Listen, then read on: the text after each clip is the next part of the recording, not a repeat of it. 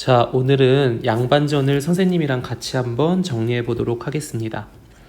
자, 우리 지난 시간에 양반전 함께 여러분들 EBS 수업을 통해서 들었는데요. 양반전은 조선시대의 천재 작가인 박지원의 대표적 소설 중에 하나예요. 박지원은 우리가 연암이라고 보통 부르는데 조선시대에 있어서 굉장히 글을 굉장히 잘 쓴 글 천재라고 했어요.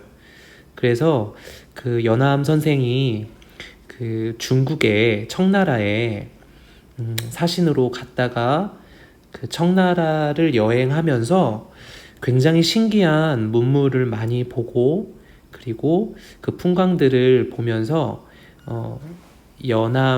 열하일기라는 열하 지역을 돌아다니면서 쓴 열하일기를 썼죠.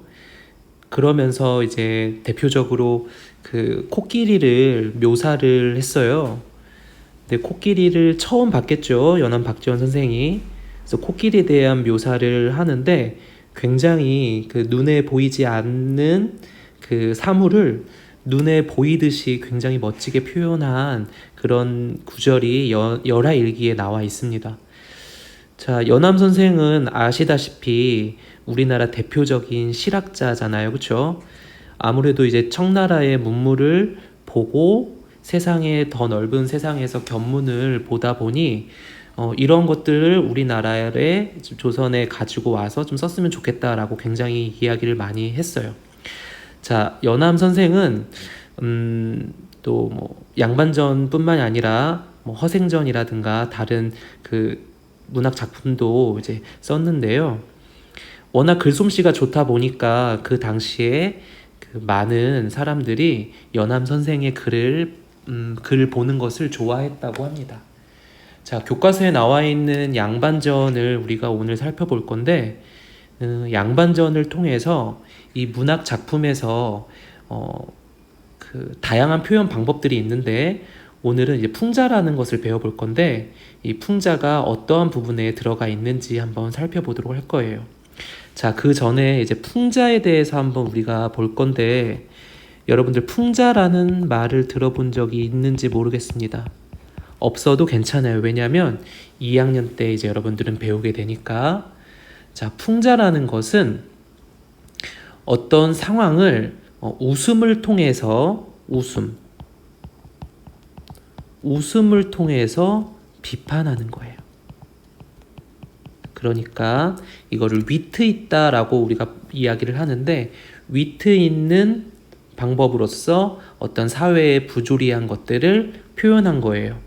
근데 이거를 직접적으로 공격하지 않고 우회적으로 돌려서 이야기를 하는데, 보통 이러한 풍자의 표현 방법은 더욱더 내가 말하고자 하는 바를 강조해서 이야기할 수가 있다라는 거죠.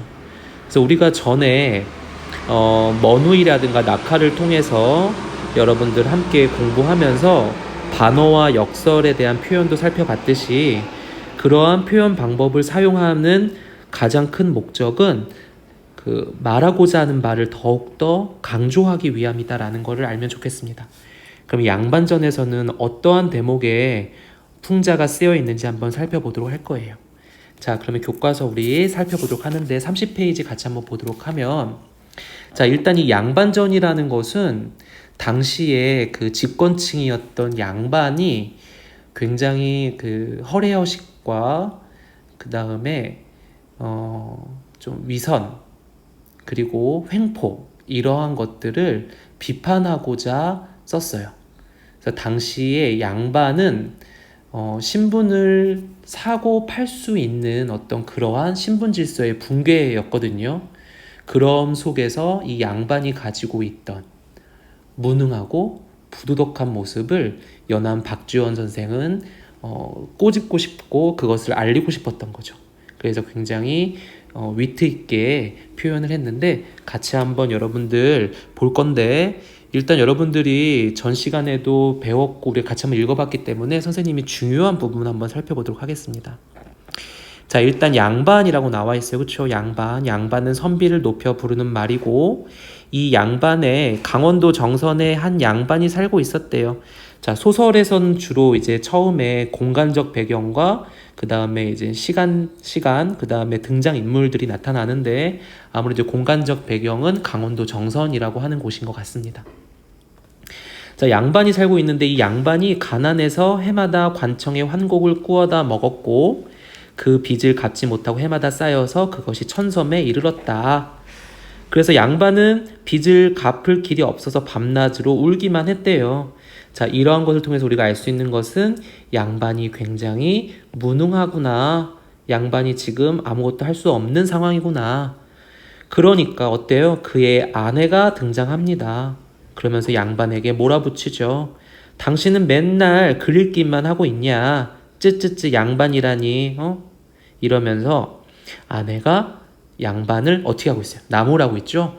자, 이 상황에서, 아내의 말을 통해서 작가는 양반에 대한 비판을 어떻게 간접적으로 표현하고 있습니다. 양반은 아무리 가난해도 늘 귀한 대접을 받고 우리는 아무리 잘 살아도 항상 천한 대접을 받는다. 양반이 아니므로 말이 있어도 말을 타지 못한다. 또 양반만 보면 굽실거리며 제대로 숨소리 내지 못하고 뜰에 엎드려서 절해하고 코를 땅에 박고 무릎을 기어간다. 자, 여기에 이 말은 누가 이야기했냐면 부자가 나타났습니다. 부자는 그 마을에 살던 평민인데 돈이 굉장히 좀 많아서 이렇게 부를 축적을 한 사람이에요. 그런데 신분이 평민이다 보니까 양반에 대해서 좀 이렇게 부러워하는 그런 부분이 있었습니다. 이것을 통해서 어떻게 알 수 있다? 당시에 신분 차별이 있었음을 알 수가 있다라는 거죠. 자, 31페이지 보도록 하겠습니다. 그러면서 부자는 이야기합니다. 우리 신세가 가엾지 않냐? 내가 지금 저 양반의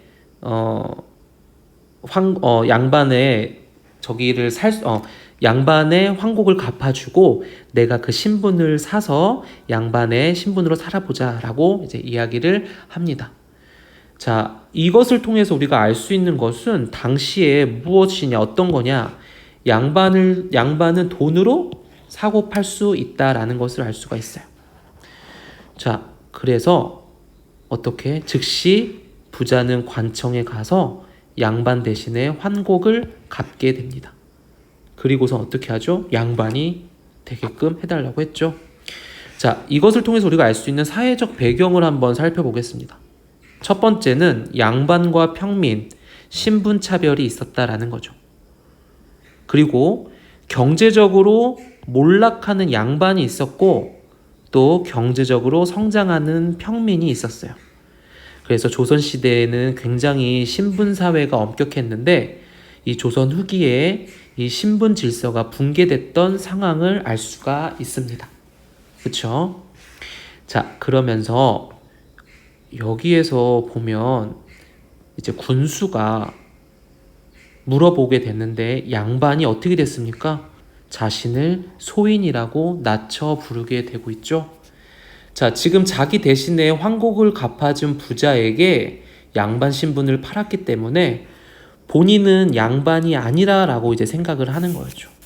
그래서 이 부분에서는 그 부자가 양반을 돈 주고 사고 부자는 양반을 환곡을 갚아주는 대신에 부자와 신분을 바꾸게 된 상황을 설명하고 있습니다. 32페이지에 볼게요. 자, 그러면서 이제 군수는 감탄했습니다. 이러한 상황을 감탄했겠죠. 자, 그러면서 이 증서가 있어야 되지 않겠느냐라고 이야기를 해요. 그러면서 관청에 돌아와서 고을에 양반, 농사꾼, 장인, 장사치. 자, 조선시대의 사농공상의 계급이 다 나와 있어요. 사는 선비, 양반이죠. 농은 농사꾼, 공, 장인이죠. 그 다음에 상업에 종사하는 장사치들입니다. 이 사람들을 모두 불러다가 증서를 만들게 됐습니다. 자, 그래서 첫 번째 증서가 나타나게 됩니다. 이 증서에는 보면 더러운 이를 딱 끊고 그 다음에 매일 새벽에 일어나서 등잔을 켜고 그 다음에 어떻게 하고 뭐 어떻게 하고 고문진보 이런 책을 읽어야 되고 또 쌀값도 묻지 말고 더워도 버선을 벗지 말고 뭐 밥보다 국을 먼저 뭐 하고 국을 하실 때 뭐 어떻게 해야 되고 어떤 양반이 해야 할 언행, 그쵸? 양반이 지켜야 할 언행과 예의 범절, 격식, 거칠의 공부, 체면 등 어떤 그런 이야기들에 대해서 이야기를 하고 있어요. 자, 이 증서를 보고 더 뒷부분 볼게요. 그리고 또 화난다고 해서 때려도 안 되고 모두 해도 안 되고 주먹질도 모두 해도 안 되고 모두 해도 안 돼. 자, 거칠애와 체면 등 허례허시 양반의 모습을 풍자하고 있습니다. 자, 이러한 상황을 통해서 양반이 가지고 있던 거칠애와 체면, 허례허식 이러한 모습들을 우회적으로 비판하고 있어요. 그럼 여러분들 평민의 입장에서 이 양반이 이렇게 뭔가 하지 말아야 될 것들이 많고 해야 할 것들이 많다라고 하면 어떨까요? 평민은 이와 반대로 하고 싶은 거 다 하고 살았었잖아요. 그렇죠? 그러니까 평민이 이야기를 하기를 양반이라는 게 겨우 요건가요? 저는 양반이 신선 같다고 들었는데 너무 재미없는데요? 자, 이렇게 이야기를 하고 있습니다. 자, 이 부분을 통해서 우리가 알 수 있는 것은 당시 양반에 대한 일반 사람들의 인식이 이랬다라는 거죠. 양반은 굉장히 신선 같다라고 했다는 것을 통해서 알 수 있는 것은 뭡니까? 양반이라는 것은 굉장히 특권 의식을 갖춘 사람들이다라고 생각을 한 거죠.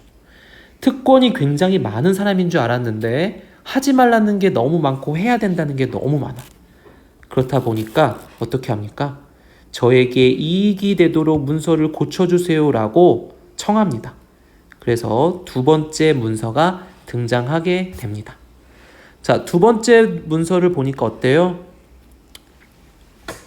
자, 하늘이 백성을 낳을 때 넷으로 구분했는데 가장 높은 게 선빈이 이게 양반이다 라고 하면서 농사 짓지 않아도 되고 장사하지 않아도 되고 글만 대충 읽어도 문과에 급제되고 자가도 진사가 되고 그 다음에 또 어때요?